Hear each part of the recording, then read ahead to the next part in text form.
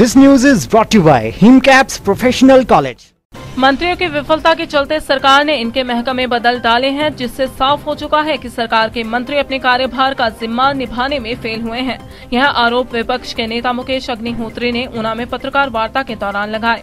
उन्होंने कहा कि पिछले 3 साल से मंत्रियों की परफॉर्मेंस ठीक नहीं रही है, जिसके चलते इनसे इनके महकमे छीन लिए गए हैं। तबादला नीति बनाने वाले शिक्षा मंत्री का खुद का तबादला हो गया है। सरकार की स्थिति डमाडोल हो गई है।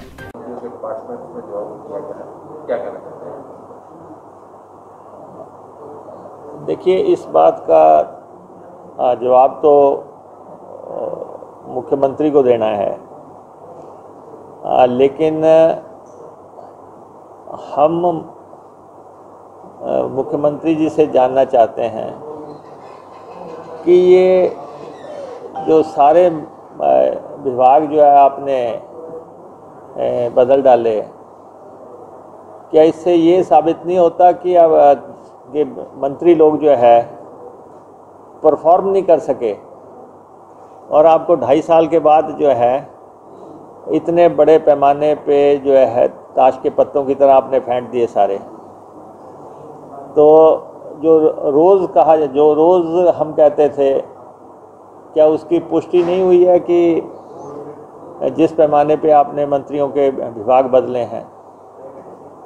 और मुख्यमंत्री जी ये स्पष्ट करें कि क्या आपके मंत्री नाकाम रहे जिस वजह से आपको विभाग बदलने पड़े। और ठीक है, कुछ मंत्रियों को आपने मजबूत किया, लेकिन कुछ को जो है पूरी तरह खुड्डे लाइन कर दिया। किसी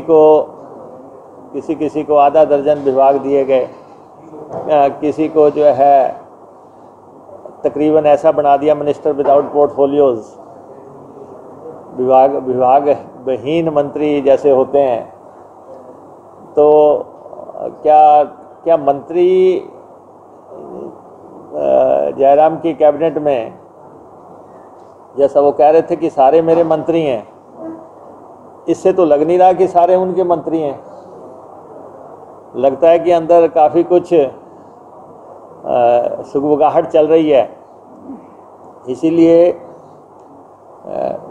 जो है इस ढंग से जो है फेंटा फेंटी हुई है। और पहले तो शिक्षा मंत्री बदल दिए गए, तो क्या शिक्षा विभाग ठीक नहीं चल रहा था? शिक्षा मंत्री तो तबादला नीति ला रहे थे, उनका अपना ही तबादला कर दिया सबसे पहले। और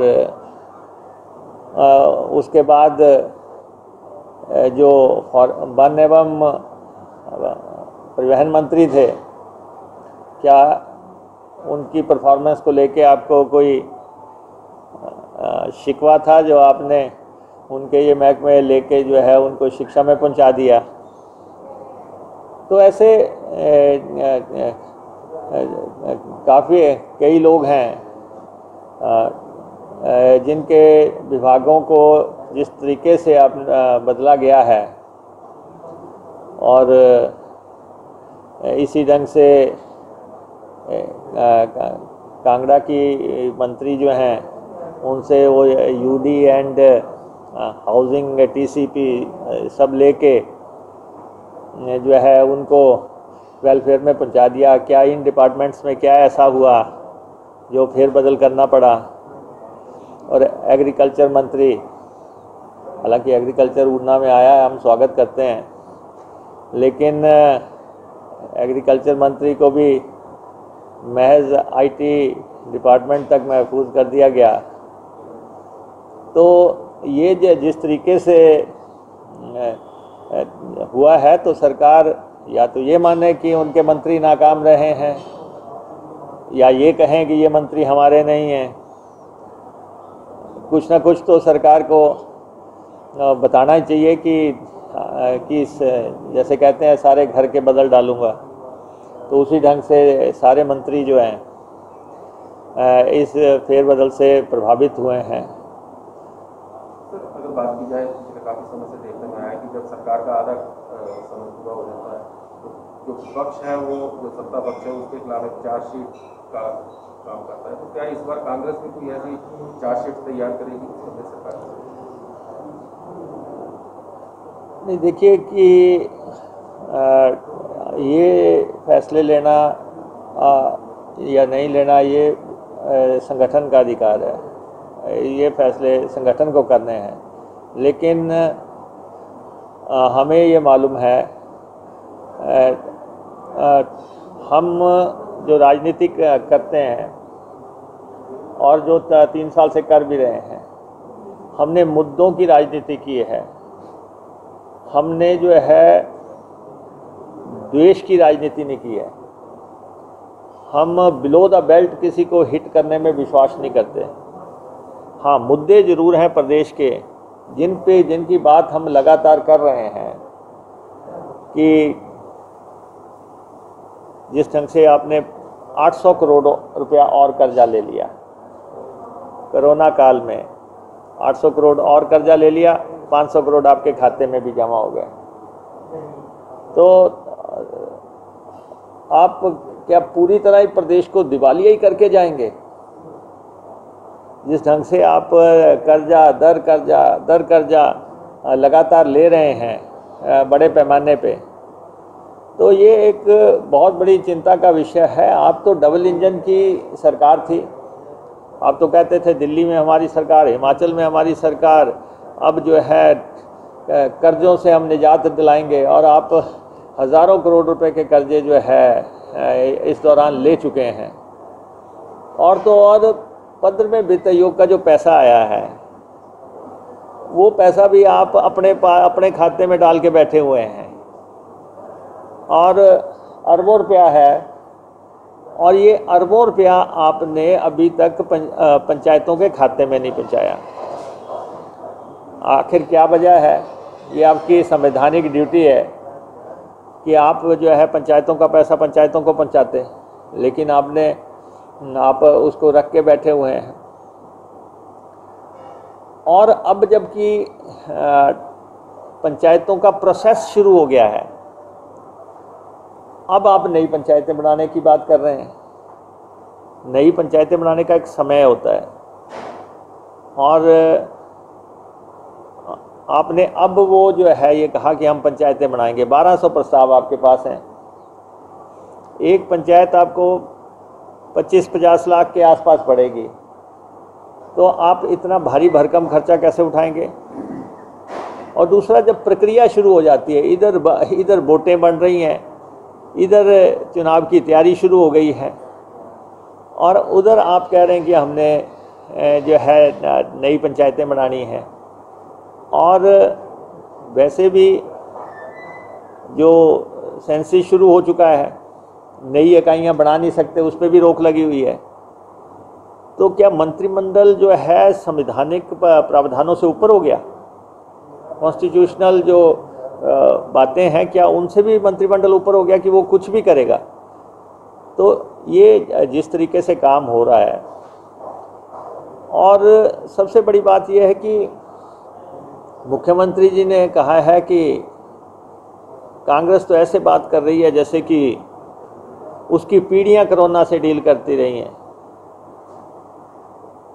तो मुख्यमंत्री जी बताएं, चलो हमारी तो पीढ़ियां नहीं करती होंगी, क्या आपकी पीढ़ियां कोरोना की कोई एक्सपर्ट थी? कि अगर आपकी पीढ़ियां जो है कोरोना की में ही डील करती थी, एक्सपर्ट थी, और वो ही जो है सबको जानती थी, तो इसलिए जिस तरीके से बातें कर रहे हैं, बार बार कहते हैं कि पंजाब जो है की बात क्यों नहीं करते, राजस्थान की बात क्यों नहीं करते, कि हम सदस्य हैं, और हमें जो बात करनी है वो हिमाचल की करनी है। और हमें लोगों ने विपक्ष का जिम्मा दिया है, लोगों ने मैंडेट दिया है कि सरकार जो भी करेगी उस पर नज़र रखने का जिम्मा हमारा है, इसीलिए विपक्ष का है। आप तो विपक्ष रहित जो है वातावरण बनाने की कोशिश कर रहे हैं, वो नहीं होगा।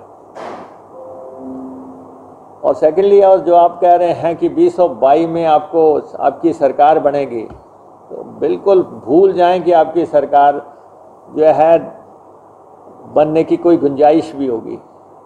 हिमाचल प्रदेश में बड़े पैमाने पे परिवर्तन होगा। आप चाहे, ठीक है, आपने प्रधान बन गए आपकी पार्टी के, आपने मंत्री पूरे बना लिए, सब कुछ कर लिया, लेकिन जो जख्म आपने हिमाचल प्रदेश की जनता को दिए हैं ये अब मिटने वाले नहीं हैं।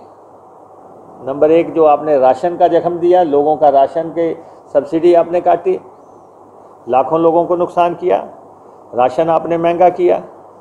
जो जख्म आपने बिजली के यूनिट 125 तक लिमिट करके जो है लाखों लोगों को बिजली के भारी भरकम बिल दिए हैं, उसका लोग बदला। किराया आपने 50% बढ़ाया, लोकल किराया आपने 7 रुपये तक किया, लेकिन साथ में 100 रुपया कनेक्शन, 10 रुपये प्रोसेसिंग फ़ी, वो कहीं भी नहीं था, लेकिन ज़िले में लिए जा रहे हैं।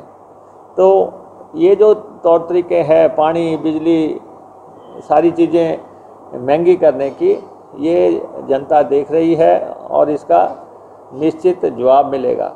बाकी प्रदेश 2500 केसेस से ऊपर चला गया है, 12-14 डेथ्स हो चुकी हैं, और कितनी आत्महत्याएं हुई हैं उसका जरा मुख्यमंत्री जी संज्ञान ले लें। आपके शासन में सबसे ज़्यादा आत्महत्याएं हुई हैं और 250 आत्महत्या कोरोना काल में हो गई हैं। क्या इसका कोई जवाब है? दिव्य हिमाचल टीवी के लिए ऊना से वी कौंडल के साथ मुनिंदर अरोड़ा की रिपोर्ट। हिमकैप्स प्रोफेशनल कॉलेज बडेड़ा ऊना में दाखिला शुरू। सहकारिता आंदोलन के जन्मदाता ठाकुर हीरा सिंह के सपनों को साकार करते हुए हिमकैप्स प्रोफेशनल संस्थान आपकी सेवा में समर्पित है। सहकारिता क्षेत्र में देश का ये पहला संस्थान है। यहाँ वकालत व नर्सों की पढ़ाई करवाई जा रही है। सीएम जयराम ठाकुर, केंद्रीय राज्य मंत्री अनुराग ठाकुर, सहकारिता मंत्री राजीव सहजल व मंत्री वीरेंद्र कंवर ने भी इस लॉ ऑफ नर्सिंग संस्थान की जमकर तारीफ की है। चेयरमैन देसराज राणा के नेतृत्व में कॉलेज बुलंदियों को छू रहा है। पढ़ाई की प्राथमिकता तो इस कदर बेहतर है कि हिमकैप्स लॉ कॉलेज की छात्रा प्रवीण लता सिविल जज बनकर कॉलेज का नाम रोशन कर चुकी है। लॉ के स्टूडेंट हिमाचल विश्वविद्यालय में टॉप कर संस्थान का नाम रोशन कर चुके हैं। पास आउट विद्यार्थी सरकारी व गैर सरकारी क्षेत्रों में अपनी सराहनीय सेवाएं दे रहे हैं। हॉस्टल, ट्रांसपोर्ट समेत तमाम सुविधाएं विद्यार्थियों को दी जा रही हैं। कॉलेज में BA, LLB, BSc नर्सिंग व GNM नर्सिंग में दाखिला प्रक्रिया शुरू हो चुकी है। दाखिला पहले आओ पहले पाओ के आधार पर शुरू है, तो जल्द संपर्क करें।